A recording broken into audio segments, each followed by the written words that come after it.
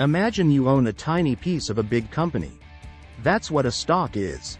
When you buy a stock, you're buying a small share of ownership in a company. This means you're entitled to a portion of the company's profits and you may get to vote on certain company decisions. Now, let's look at the different types of stocks. Common stocks. These are the most common type of stocks that you'll come across. When people talk about buying stocks, they usually mean common stocks.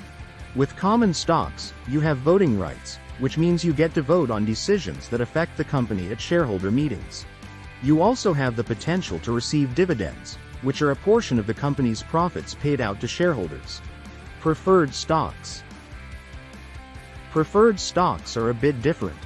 They often don't come with voting rights, so you usually can't vote on company decisions. However, preferred stockholders have a higher claim on the company's assets and earnings compared to common stockholders. This means that if the company goes bankrupt, preferred shareholders usually get paid before common shareholders. Preferred stocks also often come with fixed dividend payments. This means you can expect to receive a regular dividend payment, similar to interest on a bond. Blue chip stocks. Blue chip stocks are shares of well-established, financially stable companies with a history of reliable performance. These companies are often leaders in their respective industries and have a strong track record of profitability and stability. Investing in blue-chip stocks is considered less risky compared to investing in smaller or less established companies, although returns may also be more moderate. Growth stocks. Growth stocks are shares of companies that are expected to grow at an above-average rate compared to other companies. These companies typically reinvest most of their earnings back into the business to fuel expansion rather than paying dividends. Investing in growth stocks can be more volatile as their prices may fluctuate widely based on expectations of future growth. Value stocks. Value stocks are shares of companies that are considered undervalued by the market, meaning their stock prices are lower than their intrinsic value. Investors believe that these stocks have the potential to increase in value over time as the market recognizes their true worth. Value stocks are often characterized by low price-to-earnings ratios and high dividend yields.